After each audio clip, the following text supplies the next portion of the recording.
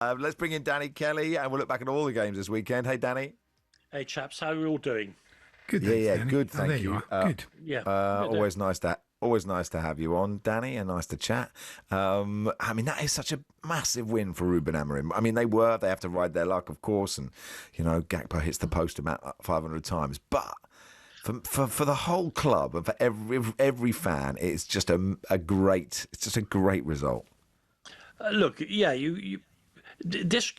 we're always inclined to look at these results in complete isolation, say, oh, it's probably a turning point. We'll see about that. But just as you say, given their rivalry with Liverpool and the fact that Liverpool are champions, it was a fantastic win for Manchester United. And what was, unless you're a Liverpool fan and banging your head off the wall, a really, really good game. Both sides played really well. But for some reasons, Liverpool's cheat code over the years, Mohamed Salah is having one of his dry spells, which I think I'm right in thinking normally come towards the end of a season, but he's having it at the start of the season. And as a result, they're not turning the dominance they have sometimes into goals. Hit the post. How many times did you say? 1 million? Sorry, it's the first time, times. Danny. They're the first time ever talkSPORT have been guilty of hyperbole, and I apologise. And I know, and you apologise 1 million times. Absolutely, yeah. He hit the woodwork 3 times, and he had that at 2-1. He had that absolute sitter to make it 2-2, but he missed. So there you go. I mean, just one other thing though about the game.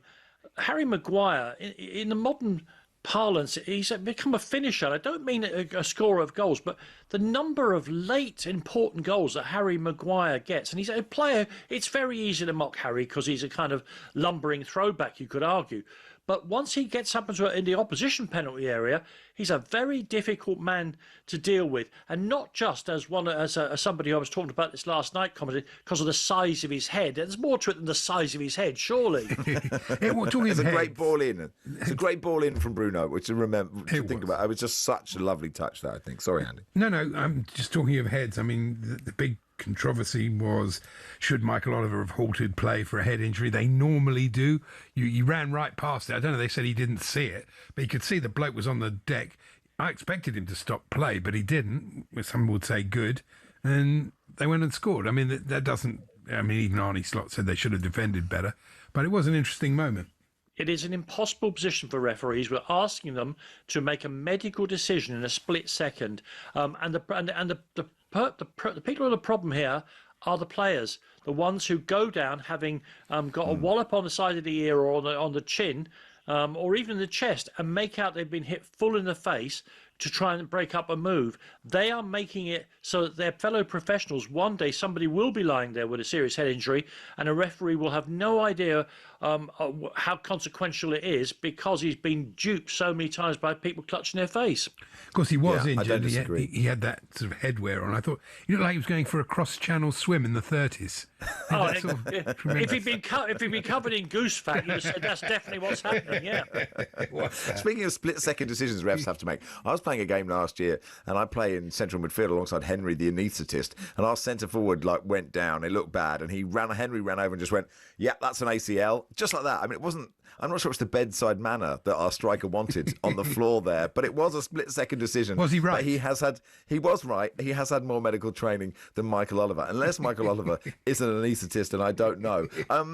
Let's talk about Spurs Villa. Sorry, because it's such an important issue. Very quickly. I think when players go down clutching their face, the game should go on and the medical team should be allowed to run onto the pitch and assess them while the game goes on. A bit like rugby, in effect. A bit like rugby. Yeah. Finally, on this game... I'm trying to avoid going on to Tottenham. Liverpool definitely missed Trent.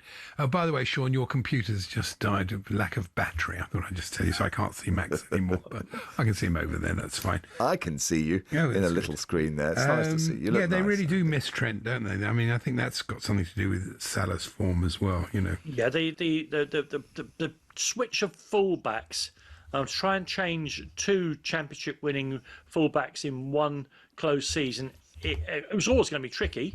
And where it's tricky is that it keeps getting... Virgil van Dijk isn't quite linked in with them all yet, and he keeps getting dragged out of position for what has been the best defender maybe in world football over a decade. To watch him sometimes now getting in some very, very uncomfortable waters wide of his own goal, it's not what we're used to, not what we're used to at all. Eagle-eyed people may have spotted sports reporter Alison Bender on the Liverpool bench. I think it was Alison Becker maybe, but not Alison Bender. I couldn't work that out at all. She was on the bench. Let's move on. Yes, we're going back chronologically, so we do have to do Tottenham, I'm afraid, Danny. Tomo says, as an avid Spurs fan and lover of the NFL, I've been to Spurs many times. I don't go as often as I once did. With that in mind, as I returned home from the game yesterday, I realised that since I last saw a Spurs win live in the new place, I've seen the Minnesota Vikings win there twice. Yak it up, the pair of you, and it's a real old laugh, isn't it? The truth is, this famous stat is now a calendar year they've won 3 home games. More importantly, of the teams who have been continuously in the Premier League over that year, they have the worst home record of all. Sooner or later, that will get you into trouble, obviously. I don't know what it is. I sense in this week, every game is different, but this week Spurs were over defensive. They don't need 2 midfield holders for home games. I also think their forward line is lightweight comparative to so many of the forward lines we see now in the Premier League. It still took Aston Villa 2 worldies to beat them, but that's not a surprise. One of the themes of this weekend this season is how difficult it is to score goals from open play in the Premier League. It either has to be a set piece or an absolutely astonishing piece of individual skill, or in the case of Aston Villa, their second goal, 3 astonishing pieces of individual skill. I thought it was a shame at the end that Porro couldn't put Kolo Muani in for a one-on-one with Martinez. It would have been a perfect reprise of their World Cup moment, but it didn't happen. It was a poor ball from him. But you two talk about that Villa goal. And we obviously analyse so much about football and managers and coaches and blah. And we spend very little time talking about just how good they are at kicking the thing. And the way Matty Cash struck that ball, and he's not the great, he's a good Premier League right back. But look at him. God, they're really... I don't know how searing this analysis is. They're good at kicking it. I got to take a little bit of blame for this, because on my Spurs podcast in the preview of the game, I was particularly unkind about Matthew Cash. Spurs fans don't like him. Paul's got a thing about him as well. No, of course. Well, he's wrecked 2 of our players. 2 of them actually. But of course, so the gods of football, they're going to say, right, Danny, here we go, and that pass, Zinedine Zidane would have thought, wow, I won't try this, it's too difficult. It still has to be brought down out of the air by a ballet dancer and then passed to a person who can curl the ball like someone who's bowling outswing headingly. It was an incredible goal, and it sickened me to my gizzard.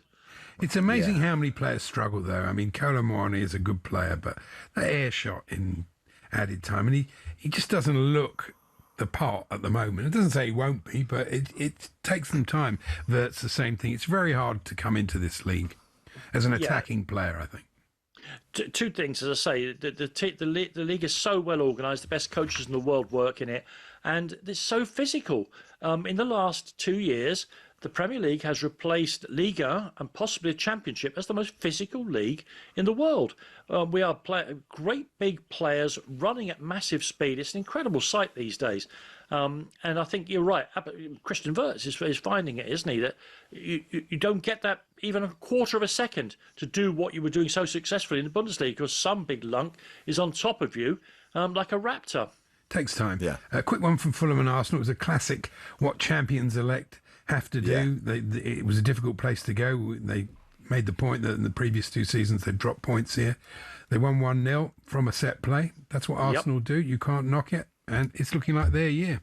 And Andy, it's even more than that. Most of Arsenal fans of my vintage are literally warming their hands on this team, because yes, the Wenger years, what they've gone back to here is incredible, powerful team, defensively solid and scoring from set pieces. It's George Graham Part 2. They're loving it, absolutely loving it. Around my Perry house. Groves might get a sniff. Perry Groves could get on the bench, couldn't he? Just add more depth there. So robbed in the how tall game the other weekend. Well, there is a rumour for the Saturday listeners, because Ali McCoist was so upset about it, Danny, that there may be a rematch. But look, I have to agree to that. Talk to my agent. Yeah. We'll talk to your ombudsman. Anyway, we'll go through some more games in just a second. However you watch TV, you can now watch talkSPORT from Samsung and LG TVs to Fire TV, Chromecast and Apple TV, or just grab the app on Android TV and Google TV. We're even on Prime Video. talkSPORT live on your screen as well as your... talkSPORT.